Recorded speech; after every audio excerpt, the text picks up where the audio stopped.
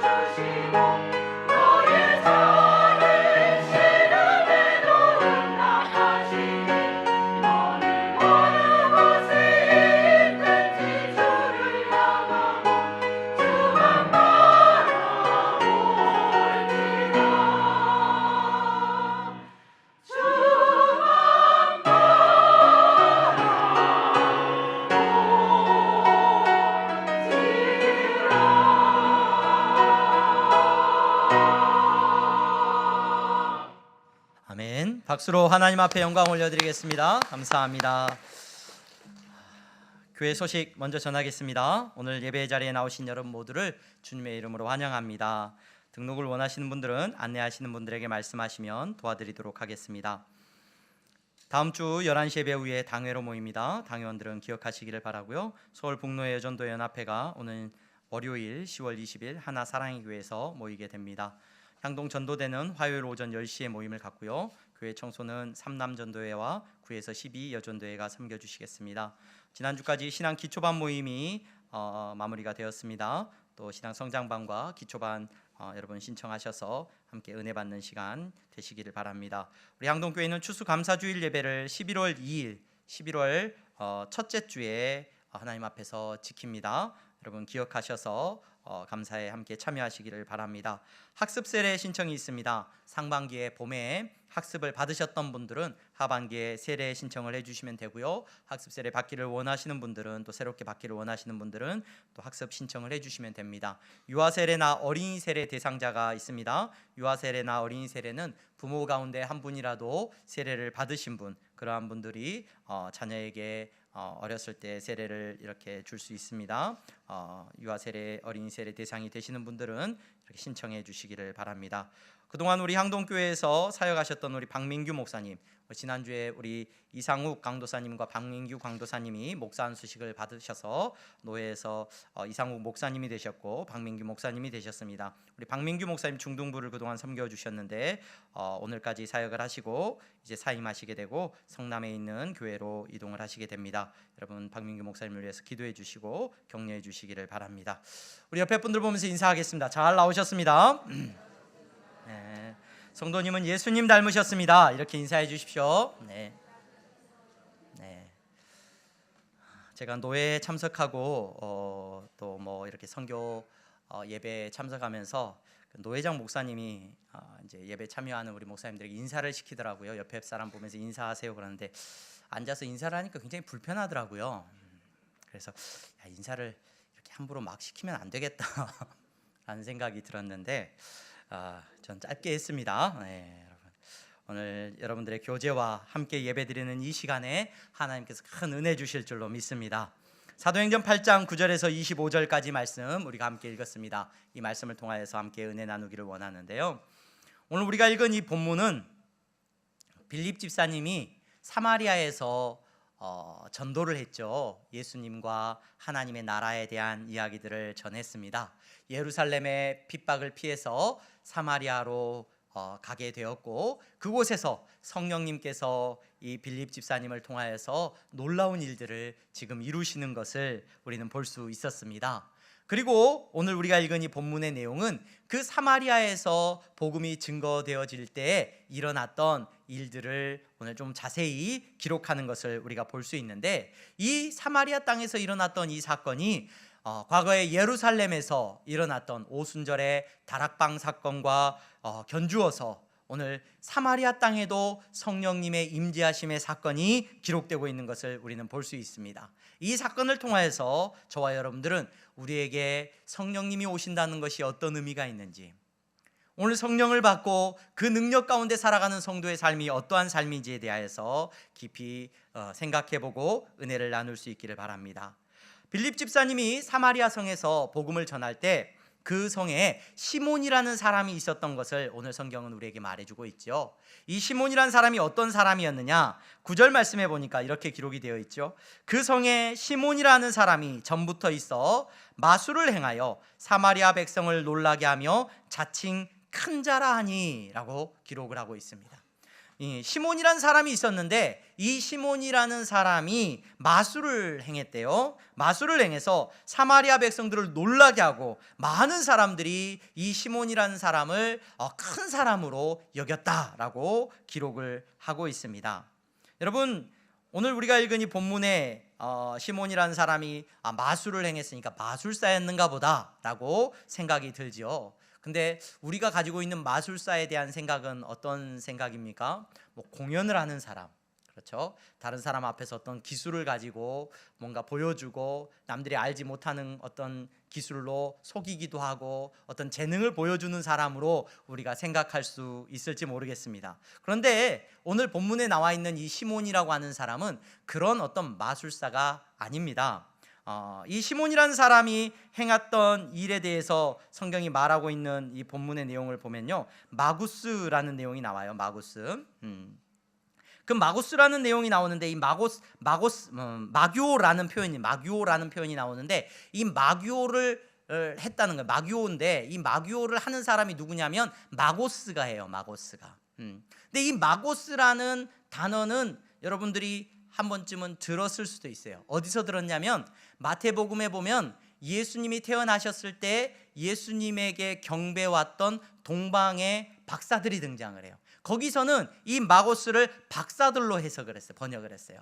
근데 오늘 우리가 읽은 본문에서 그 마고스가 마교를 하는 거예요. 근데 그 박사들이라고 번역되어진 표현은 굉장히 어려움 속에서 번역된 내용이에요. 사실은. 그래서 그 박사라고 번역되어진 표현이 아마도 시몬이라는 사람에게도 적용되는 표현일 거예요.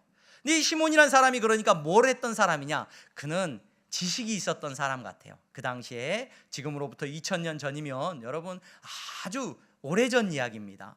그 2000년 전에 그 당시에 이 시몬이라고 하는 사람은 아마도 별자리를 보고 날씨를 예측할 수도 있었을지 모르겠습니다. 아니면 그의 주변에 일어나는 어떤 현상들에 대해서 나름 지식을 가지고 설명해 줄 수도 있었을지 몰라요.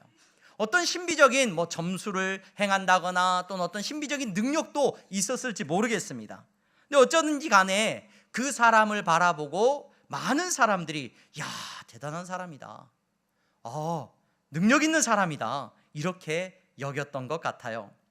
여러분, 그뿐만이 아니라 여러분, 많은 성경학자들이 예수님 당시에는 거짓 메시아들이, 사람들이 메시아를 많이 기다렸어요. 그 시대에. 근데 그 거짓 메시아들이 많이 일어났는데 아마도 이 사마리아 지역에서는 이 시몬이라는 사람이 그런 역할을 할 수 있는 사람, 하나님의 큰 자, 하나님의 큰 자다라고 여길 만큼, 그래서 낮은 사람부터 높은 사람까지 다 따르고 이 사람을 크다, 하나님의 능력이 임한 사람이다 라고 여겼을 것이다 라고 말을 합니다.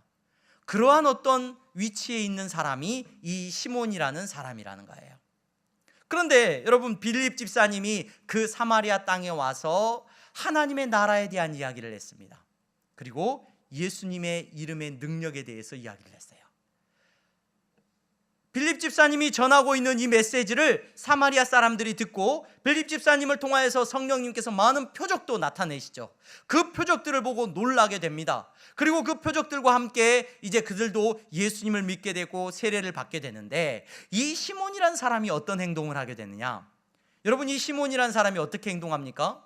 자기가 그동안은 큰 사람이었고 자기가 높은 사람이었는데 이 빌립 집사님이 와가지고 복음을 전하고 예수님의 이름의 놀라움에 대해서 이야기를 하고 있단 말이에요. 그러면 반대하거나 또는 대적하거나 빌립 집사님을 추방하거나 할 법도 한데, 이 시몬이라는 사람은요, 어떤 행동을 보입니까? 우리가 읽은 이 본문의 내용에 보니까 이 시몬이라는 사람이 13절 말씀 보시기를 바랍니다. 13절, 시몬도 믿고 세례를 받은 후에 전심으로 빌립을 따라다니며 그 나타나는 표적과 큰 능력을 보고 놀라니라, 이렇게 기록이 되어 있어요. 그러니까 이 시몬이라는 사람도 이 빌립 집사님이 이야기하는 걸 믿었다는 거예요. 그리고 그도 나도 세례 받겠습니다, 세례를 받고 세례 받을 뿐만 아니라 전심으로 빌립을 따라다녔대요. 여기 전심으로라는 말은 원어에는 나타나지 않는데 그냥 따라다닌다는 표현 가운데서 이 따라다니다라는 표현이 열심히 따라다니는 걸 말해요. 열심히 그 옆에 붙어가지고 따라다녔다는 거예요. 그러면서 이 빌립 집사님을 통하여서 나타나는 표적과 능력을 보고 그 사람도 깜짝 놀란 거예요. 이 시몬이라는 사람도. 여러분, 오늘 저는 이 시몬에 대해서 좀 부정적인 얘기를 해야 되는데요, 부정적인 얘기를 해야 되겠다라는 생각을 가지게 되고 이 말씀을 묵상하는데, 여러분, 이 정도면은 예수님 잘 믿는 거 아닌가요? 그렇죠? 예수님 잘 믿는 겁니다. 아니, 믿고 세례를 받고 전심으로 빌립을 따라다니고 있고 그가 행한 일들을 보고 표적과 능력을 보고 놀랐다는 거예요. 어떻게 이럴 수 있을까? 그가 가진 어떤 위치와 그가 가진 지위를 내려놓고 이렇게 어떻게 믿을 수 있었을까?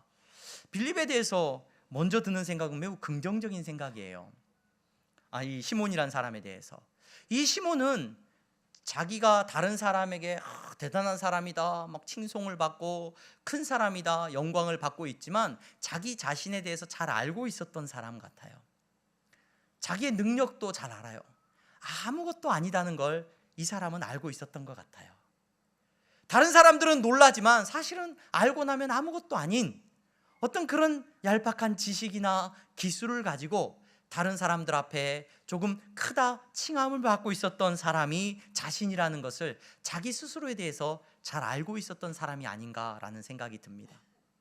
여러분, 오늘 예배의 자리에 나오신 여러분, 하나님께서 오늘 예배의 자리에 나오신 여러분들에게 은혜 베푸셔서 내가 누군지를 알게 하시고 은혜가 필요한 죄인임을 깨닫게 하시고 오늘 이 시간에 예배의 자리에 나오게 하신 줄로 믿습니다. 어떤 사람이 여러분 예배를 드리느냐? 어떤 사람이 하나님 앞에 무릎 꿇고 그분의 은혜를 구하느냐? 나를 잘 아는 사람이 그래요. 나를 잘 모르면 여러분 예배할 수가 없어요. 내 자신이 누군지를 잘 알지 못하면 내가 얼마나 연약한 사람이고 내가 얼마나 죄인된 사람이고 내가 하나님 앞에 얼마나 부끄러운 사람인지를 깨닫지 못하면 우리의 마음이 교만하거든요. 우리의 마음이 은혜를 구하지 않아요. 그래서 하나님 앞에 예배 드릴 수조차 없다는 것을 우리는 잘 알고 있습니다.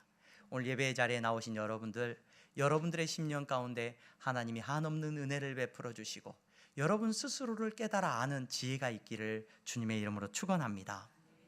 여러분, 이 시몬이라는 사람은 그래서요 예수님을 믿게 됐고요, 세례를 받았고 전심으로 빌립을 쫓아다녔어요. 그러면서 그 일어나는 표적들을 보고 크게 놀라고 놀라워했습니다. 그런데 이후에 14절부터 아주 우리가 이해하는데 어려움을 겪는 한 사건이 지금 일어나고 있는 것을 성경이 말해주고 있습니다.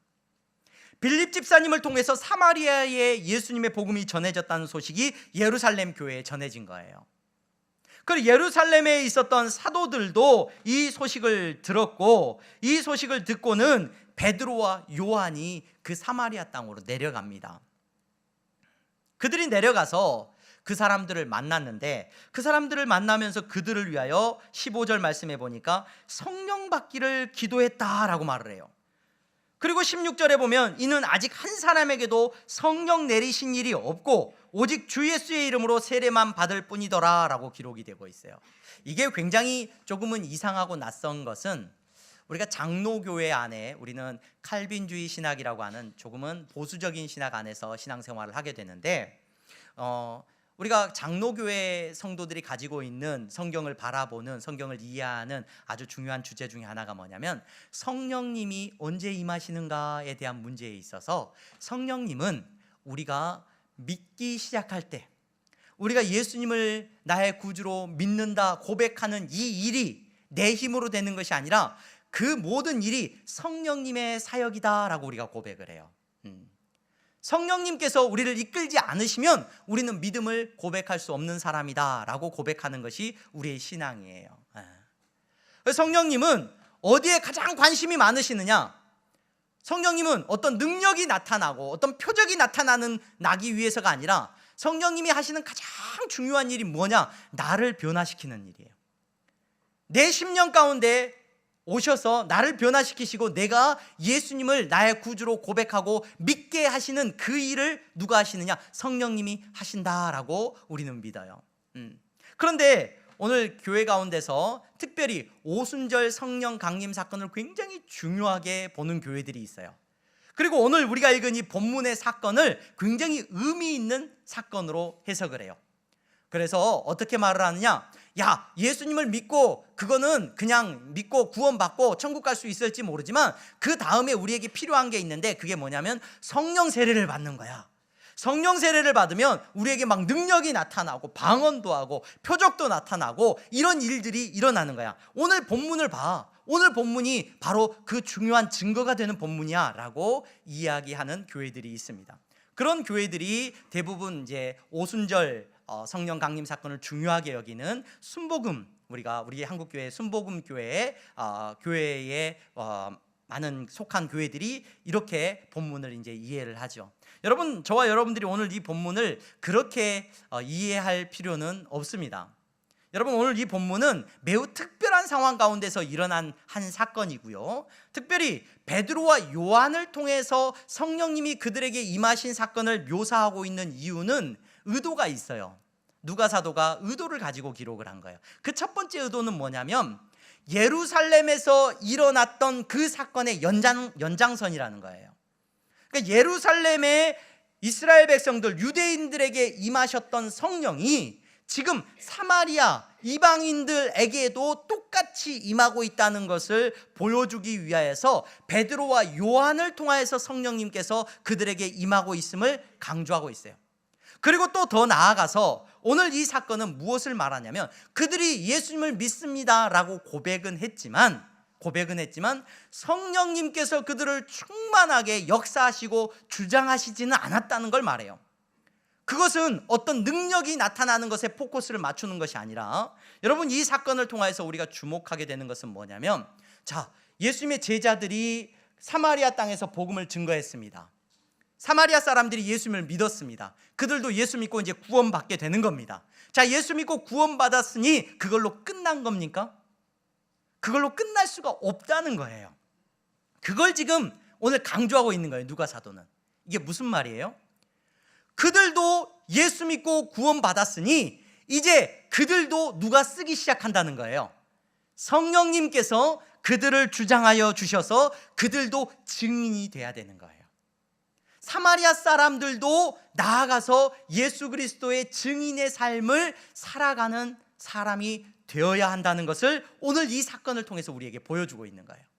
그래서 그들이 그냥 나는 이제 예수 믿게 되고 빌립 집사님이 병 고치는 은사를 나에게 베풀어 주셔가지고 내가 나았어. 그래, 나도 이제 예수 믿게 됐어. 예수님 잘 믿어. 나도 이제 예수 믿고 구원 받은 거야 라고 끝나면 되는 게 아니라는 거예요. 그 다음에 그들에게도 성령님께서 역사하여 주셔서 그들에게도 성령이 임하셔서 이제 그 사람도 그리스도의 증인이 돼야 되는 거예요. 그도 가서 예수님을 증거하는 사람이 돼야 된다는 거예요. 오늘 그 의미를 가지고 오늘 이 본문을 누가 사도가 기록하고 있는 겁니다. 여러분, 지금 그들에게 예수 믿게 되고 성령이 임하게 되고 이 사건은 예수님께서 분명히 세례 요한을 통하여서 뭐라고 말씀하시냐면, 세례 요한이 나는 물로 너희에게 세례를 주지만 내 다음에 오시는 예수님은 성령과 불로 너희들에게 세례를 준다는 거예요. 예수의 이름으로 세례를 주는 것은 곧 성령의 임하심을 우리에게 말하는 거예요. 그러므로 오늘 우리가 읽은 본문을 우리가 저와 여러분들이 이걸 나눠가지고 내가 성령 세례를 받아야 되는데 이렇게 이해할 필요는 없을 것 같아요. 여러분들이 이미 우리가 예수님을 믿게 되는 그 역사가 성령님의 역사하심으로 일어났는데, 지금 오늘 이 사건은 그 우리 가운데 임재하신 성령님께서 이제 베드로와 요한을 통하여서 그들이 성령의 충만함을 받게 되고 성령님의 이끄심을 받게 되는 놀라운 역사가 일어나는 사건으로 오늘 본문을 이해하시면 좋을 것 같아요. 여러분, 오늘 이 본문을 우리가 이제 이렇게 보고, 그들에게 성령의 역사하심이 임합니다. 성령님이 임재하십니다. 여러분, 성령님이 임재하시는데, 그들에게 누가 찾아왔냐면 이 시몬이라는 사람이 찾아왔어요. 시몬이라는 사람이 그동안 예수 믿고 빌립 집사님을 쫓아다녔던 이 시몬이라는 사람이 베드로와 요한이 나와서 이렇게 놀라운 일을 하는 걸 보고 베드로와 요한을 통해서 어떤 일이 일어나는 거예요. 그러니까 사람들이 성령의 충만함을 막 받기 시작하는 거예요. 성령 받기 시작한 거예요. 성령님이 베드로와 요한이 기도하면 그들이 성령에 붙들린 사람들이 막 되는 거예요. 그래서 그 사람들이 어떤 일이 일어나요? 아마 그들이 방언을 말하기도 했을 것이고 막 어떤 능력이 나타나기도 했을 거예요. 그 놀라운 능력들이 나타나는 걸 이 시몬이라는 사람이 본 거예요. 그래서 시몬이라는 사람이 베드로와 요한을 찾아와요. 그냥 찾아오지를 않죠. 어떻게 찾아옵니까? 저는 이 시몬이라는 사람이 굉장히 경우가 있는 사람 같아요. 경우가 있죠. 세상에 공짜가 어디 있습니까? 그렇죠? 뭔가를 바란다면 뭔가 대가를 지불해야 되지 않겠습니까? 그래서 아마도 그동안 자기가 명성과 자기가 가지고 있었던 모든 것들을 다 통해서 얻었던 그 재물들, 많은 돈이 있었을 것 같아요. 그 많은 돈을 가지고 베드로와 요한을 찾아간 거예요. 그래서 베드로와 요한한테 이제 부탁을 합니다. 여러분 잘 보셔야 돼요. 이 시몬이 뭘 구했는지 잘 보셔야 되네. 나도 성령 받게 해주세요 이렇게 구한 게 아니에요. 시몬이 뭘 요구한 줄 아세요, 여러분? 시몬이 요구한 거를 우리 한번 볼까요? 8장의 말씀 우리 한번 보겠습니다. 18절 19절 같이 읽어보겠습니다. 시작.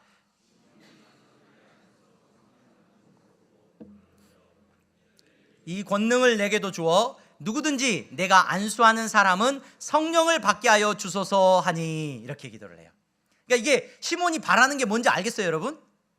나도 성령 받게 해주세요가 아니에요. 베드로와 요한을 가만히 보니까 베드로와 요한이 기도하면 막 다른 사람들이 막 성령을 받더란 말이에요. 막 능력이 나타나더란 말이죠. 그래서 이런 생각을 했을지도 몰라요. 빌립 집사님이 복음을 전하고 표적을 나타냈잖아요. 빌립 집사님이 굉장히 능력이 있었어요. 근데 빌립 집사님은 다른 사람에게 성령을 준 것 같지는 않아. 그러니까 내가 이런 능력을, 저 베드로와 요한 정도의 능력을 가지게 되면 내가 이 사마리아에서 영향력이 아마도 뭐 유지가 될 수도 있을 것 같고, 내가 보니까 내가 막 기도해 준데 성령의 능력이 나간다? 이게 멋지단 말이에요. 이게 멋져. 그래서 나에게 그 능력을 좀 달라, 이렇게 지금 베드로와 요한에게 부탁을 하고 있는 겁니다. 얼마나 또 경우 발라요. 헌금을 해도 엄청 한 거죠. 여러분, 이 시몬의 모습을 보고 제가 만약에 이 베드로의 위치에 있다고 한다면 어떻게 했을까 생각을 해보니까, 아유, 시몬이라는 분이 처음이고 잘 모르시니까 아유, 잘 몰라서 그럴 수 있죠. 헌금은 잘 쓰겠고, 그건 하나님께서 해주실 거예요. 이러지 않았을까.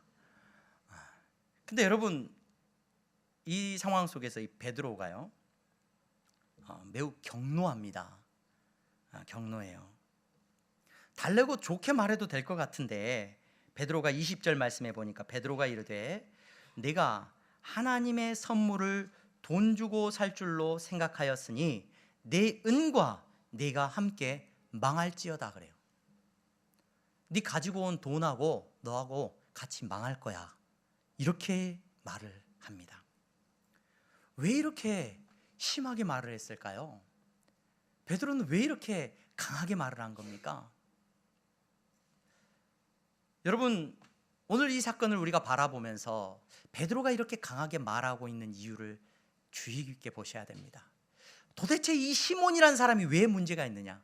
재밌는 것은요, 여러분, 이 시몬이라는 사람은 역사적인 인물이 돼요. 여러분들이 영어 공부를 열심히 한 사람들 가운데 이게 시몬이라는 단어를 아시는 분들이 계실지 모르겠습니다. 시몬이라는 단어가 뭐냐면, 시몬이라는 말에다가 Y자를 붙여가지고요, 시몬이 그러면은 성직 매매, 이게 영어 단어에 있습니다. 그러니까 이 시몬이라는 사람은 성직을 매매하려고 해서 돈 주고 살려고 한 것처럼 이렇게 돼가지고 시몬이 그러면은 성직 매매가 돼요, 영어 단어로. 근데 여러분, 그것만으로 이렇게 그가 베드로에게 큰 저주를 받게 되느냐? 오늘 우리가 이 시몬이라는 사람을 통해서 생각해 보게 되는 아주 중요한 것은 뭐냐면, 지금 시몬은 어떤 마음으로 이 베드로에게 왔냐면, 베드로와 요한과 빌립이 성령을 부린다라고 생각을 했어요. 성령을 부린다.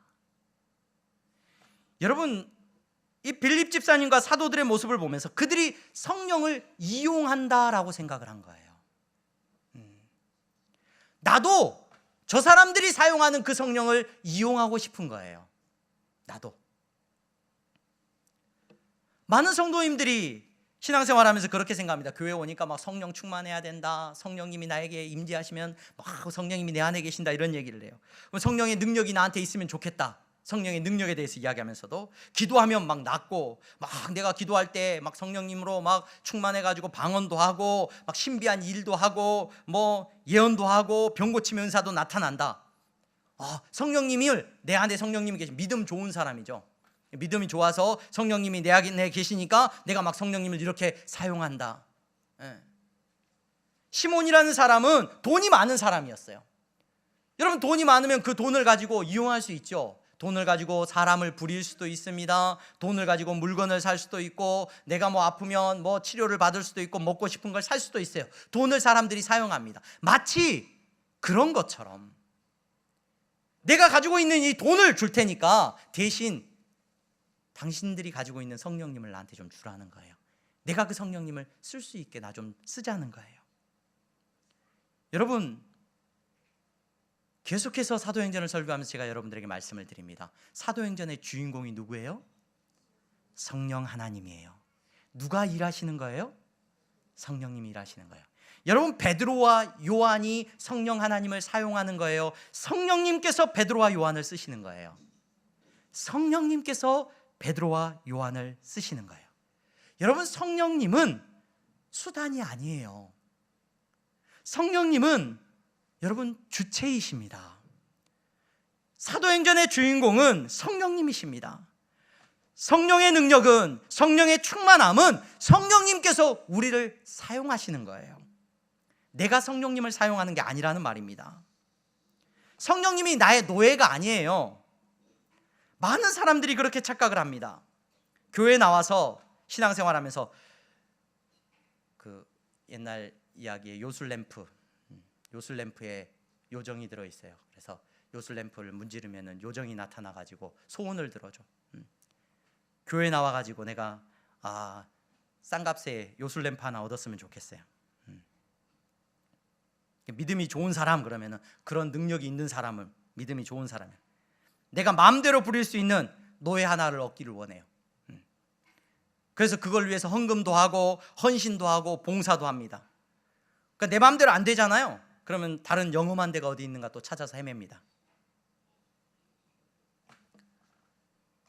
벌써 2025년이 다가고 2026년이 다가오죠. 그래서 2026년을 준비하는 마음에 이제 바쁜데 2026년 트렌드, 제가 그 트렌드에 대한 어떤 책들을 매년 연말이 되면 사서 보는데, 한국교회 트렌드라는 책을 구입을 해서 2026년 한국교회 트렌드라는 책을 사서 최근에 보고 있는데, 그 책에 10가지 이제 주제가 나와요. 2026년을 예상을 하면서 한국 교회에 이런 어떤 분위기들이 있습니다라고 예상하고 진단하는 내용들이 있는데, 거기 6번째 주제가 뭔지 아세요, 여러분?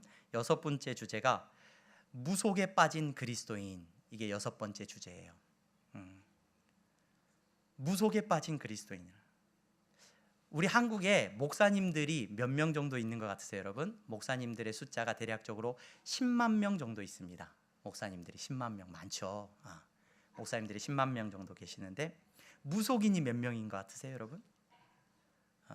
그 책은 이렇게 통계들을 많이 내놓잖아요.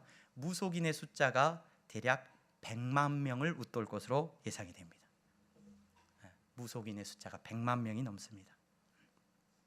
그 책에 다 여러 자료들이 나오는데, 그 가운데 눈길을 끌었던 것이 지속적으로 이렇게 무속 행위를 하는 기독교인의 숫자가 적어도 20%가 있다. 거기다가 젊은 친구들은 안 할까요? 더 할까요? 2030 친구들은 30%까지 올라가요. 더 올라갑니다. 한 무속인으로 살다가 회심한 어느 교회 집사님이 과거에 자기가 무속인으로 일을 할 때 자기를 찾아온 손님 가운데서 40%는 기독교인이었다라는 고백을 합니다. 여러분, 이런 통계 말고도 우리가 언론을 통해서 듣는 뉴스들을 보십시오. 언론을 통해서 만나는 유명한 사람들에 대한 이야기들을 보십시오. 똑똑한 사람, 힘 있는 사람, 정치인들, 인기 많은 사람, 힘 있는 사람, 힘 없는 사람, 얼마나 많은 사람들이 이 무속에 빠져 있는지 모릅니다. 여러분, 무속을 이용하는 기본 중에 기본이 뭔지 아세요, 여러분? 무속의 기본 패러다임은 이거예요. 내가 돈을 주고 귀신을 부리는 거예요. 내가 대가를 지불하고 돈을 주고 귀신을 내 마음대로 쓰는 거예요. 오늘 예배 자리에 나오신 여러분, 사도행전의 주인이 성령 하나님이시라고 우리는 고백하고, 오늘 우리의 인생의 주인이 성령님이라고 우리는 고백을 하고 있습니다. 내가 성령님을 쓰는 게 아니에요. 성령 충만하면 여러분 어떤 일이 일어나요? 성령님이 나를 쓰시는 거예요. 그래서 실제로 사람들은 성령 충만하기를 원하지 않습니다. 성령 충만하면 어떤 일이 일어나냐면 내 마음대로 하나도 못해요. 다 누가 끌고 가시느냐? 하나님의 뜻대로 나를 끌고 가시는 거거든요. 교회 한 권사님이 계십니다. 그 권사님은 철마다 이렇게 신방을 이렇게 받으시는데 그 권사님의 고백을 종종 듣습니다. 그 권사님이 목사님 힘이 들고 어려운 일이 많습니다. 근데 주변에 있는 많은 사람들이 연세 드신 권사님인데 주변에 있는 가족들이나 여러 사람들 가운데 본인만 예수님을 믿으셔요. 본인 가족만 예수님을 믿으셔요. 그래서 주변에 안 좋은 일이 생기면 너 구태봐라, 구태해야 되겠다, 네 이사를 잘못해서 그런다, 집터가 안 좋다, 너 집이 안 좋다. 여러분 이 말이 여러분 우리가 아무 일 없을 때는 아무렇지도 않게 들리죠. 근데 내 삶에 고난이 찾아오면요 이 말이 얼마나 크게 들리는지 몰라요. 그것 때문에 그런가? 정말 내가 이사를 잘못해서 그런가? 집터가 안 좋은가? 고민하게 돼요. 근데 이분의 고백이 뭡니까? 나는 하나님을 믿는 사람이잖아요. 하나님이 나를 지키시잖아요. 목사님 그래서 아무리 그래도 내 마음에 예수 믿고 난 이후로는 흔들리지 않을 수 있어서 감사해요. 여러분 오늘 예배 자리에 나오신 여러분들은 성령 하나님이 주인 되심을 누리시는 성도님들이시기를 주님의 이름으로 축원합니다. 단언컨대 여러분 이러한 사람에게 오늘 베드로가 뭐라고 말을 하냐? 하나님 앞에서 내 마음이 바르지 못하니 이 도에는 내가 관계도 없고 분깃될 것도 없다는 거예요. 성령님께서 주인 되지 못하시는 성도라고 한다면 그 마음에 뭐가 있느냐? 오늘 베드로가 돈을 갖고 와가지고 문제야, 돈으로 살려고 하다니, 제가 말씀드렸죠, 양심이라도 있는 거예요. 이 시몬이라는 사람은 예의 바른 거예요. 우리는 멍청하게 그냥 기도하면 주시는 건데, 헌신 안 해도 되고 우린 봉사 안 해도 되는 건데, 그렇지 않아도 하나님이 우리한테 성령 주시는 건데, 그리고 내 마음대로 성령을 부리고자 해요. 하나도 다른 마음이 아닙니다. 내 마음이 바르지 못하니 라고 말을 하고 있어요. 그 바르지 못한 마음이 어떤 마음이냐? 내가 보니 23절입니다. 너는 악독이 가득하며 불의에 매인바 되었도다. 그의 마음의 생각과 그의 마음에 있는 것이 악한 것이라는 거예요. 오늘 예배 자리에 나오신 저와 여러분들의 심령 가운데 성령 하나님께서 예수로 충만하게 하실 줄로 믿습니다. 악한 것이 충만한 것이 아니라 저와 여러분들은 예수 그리스도 안에서 비움의 은혜를 누릴 수 있기를 주님의 이름으로 축원합니다. 이용규 선교사님이라는 몽골에서 선교하셨던, 자기의 모든 것들을 내려놓고 몽골 선교사로 가야 했던 그 선교사님의 이야기를 우리는 잘 압니다. 그분이 쓴 내려놓음이란 책의 서문에 본인이 이런 고백을 해요. 영적 세계에서 비움은 채우기 위한 전제 조건이 된다. 내 안에 악한 것들이 내려놓아지지 않으면 채울 수가 없다는 거예요. 우리가 우리의 것을 내려놓는 궁극적인 이유는 하나님의 신령한 것으로 채우기 위해서다. 내 속에 옛사람이 죽고 내 안에 그리스도가 살 때 비로소 진정한 성령의 능력이 나타나고, 이 능력을 통해 내가 높아지고 내가 큰 자가 되는 것이 아니라 이 능력을 통해 죽은 영혼이 소생하고 하나님의 나라가 확장될 것이다. 여러분, 예배드리시는 여러분들의 심령 가운데 비움의 역사가 일어난 줄로 믿습니다. 그리고 여러분들의 심령 안에 예수 그리스도로 충만한 성령의 충만함의 역사가 일어난 줄로 믿습니다. 내 고집대로 살아가는 인생이 아니라, 여러분 성령 충만하면요 내가 성령을 부리는 게 아니에요. 내 마음대로 막 이동시키는 게 아니라, 내 뜻대로 막 일하는 것이 아니라 성령님이 나를 끌고 가는 인생이 되는 줄로 믿으시기를 바랍니다. 어떤 교회가, 여러분 성령 충만한 교회가 어떤 교회입니까? 교회가 성령을 막 쓸 수 있는 교회가 성령 충만한 교회예요? 아니에요. 성령님께서 이끄시는 대로 순종하는 교회가 성령 충만한 교회입니다. 어떤 성도가 여러분 성령 충만한 성도냐? 성령님이 이끄시는 대로 살아가는 성도가 성령 충만한 성도라는 것을 잊지 마시기를 바랍니다. 우리 안에 무엇이 가득합니까? 우리 안에 무엇이 충만합니까? 나를 사랑하는 내 이기심과 내 욕심과 내 자랑과 내 교만으로 가득한 우리 가운데 성령님께서 은혜 베푸셔서 우리 가운데 비움의 역사가 일어나고 성령의 충만함의 역사가 일어나기를 주님의 이름으로 축원합니다. 기도하겠습니다. 거룩하신 하나님 감사합니다. 사랑하는 성도들, 오늘 예배의 자리에 나왔습니다. 하나님, 요술램프 하나를 얻기 위해서 이 자리에 모인 것이 아니라 하나님 성령 충만한 성도임을 고백하며 성령님 내 인생의 주인 되심을 고백하며 이 자리에 나왔습니다. 주님이 사용하여 주시옵소서. 주님께서 주인 되어 주시옵소서. 예수 그리스도의 이름으로 기도하옵나이다. 아멘.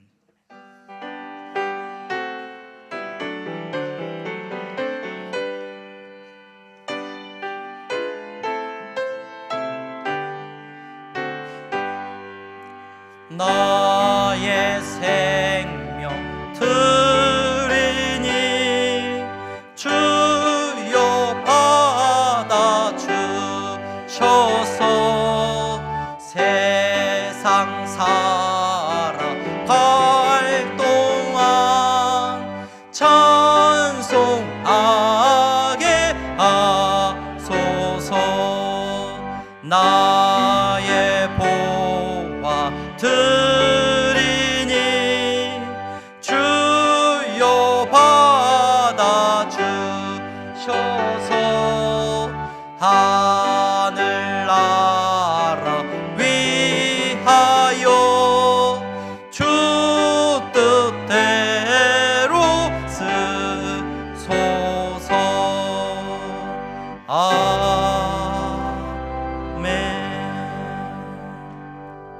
하나님 감사합니다. 사랑하는 성도들이 이 시간에 하나님 앞에 예배하며 정직한 11조와 감사의 예물을 드렸습니다. 이 물질을 하나님 앞에 드림은 하나님께서 나의 주인 되시고 성령님이 내 인생의 주인 되심을 고백하는 믿음의 고백입니다. 그 고백대로 저들을 축복하시고 저들에게 은혜 내려 주시옵소서. 저들이 어디로 가든지 성령님의 거룩한 도구가 되기를 원합니다. 성령님께서 저들을 사용하여 주시옵소서. 저들의 손이 메마르지 않게 하여 주시옵시고 저들의 삶이 슬픔 가운데 있지 아니하도록 주님께서 은혜 내려 주시옵소서. 흘러 넘침의 역사가 일어나기를 원합니다. 가는 곳마다 성령님 저들을 통하여서 복음이 증거되게 하여 주시옵시고 나누어지게 하시고 베풀어지는 역사가 나타나게 하여 주시옵소서. 거룩하신 하나님, 선교의 예물을 드립니다. 장학헌금을 드립니다. 아버지 하나님, 건축헌금을 드렸습니다. 하나님의 나라를 위하여 드리는 예물이오니 하나님의 나라가 우리를 통하여서 확장되어지고 세워져 나가는 놀라운 역사가 일어나게 하여 주시옵소서. 하나님 앞에 드리고 싶으나 드릴 것이 없는 가난한 심령으로 주님 앞에 나온 성도들이 있습니다. 아버지 하나님, 정말로 직장의 문제 때문에 경제적인 어려움 때문에 주님 앞에 근심하며 울고 있는 성도들이 있습니다. 하나님, 더 큰 위로와 축복을 허락하여 주시옵소서. 예수 그리스도의 이름으로 기도하옵나이다. 아멘. 우리 다 함께 일어나서 찬양하겠습니다.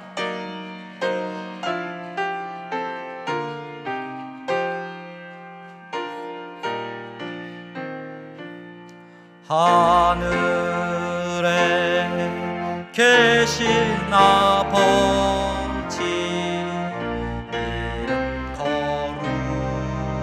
거룩하사 주님 나라 임하시고 뜻이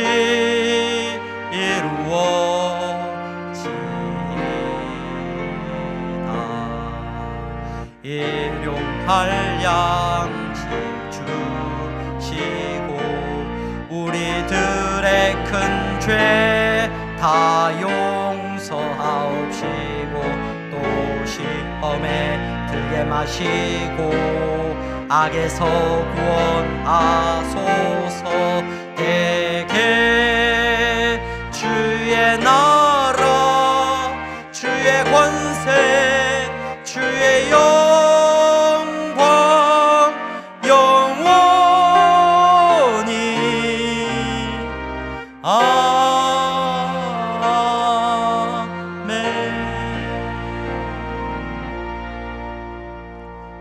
주 예수 그리스도의 은혜와 하나님 아버지의 사랑하심과 성령의 교통 충만하심이 오늘 예배하는 성도들의 머리 위에 이제부터 영원토록 함께 있을지어다. 아멘.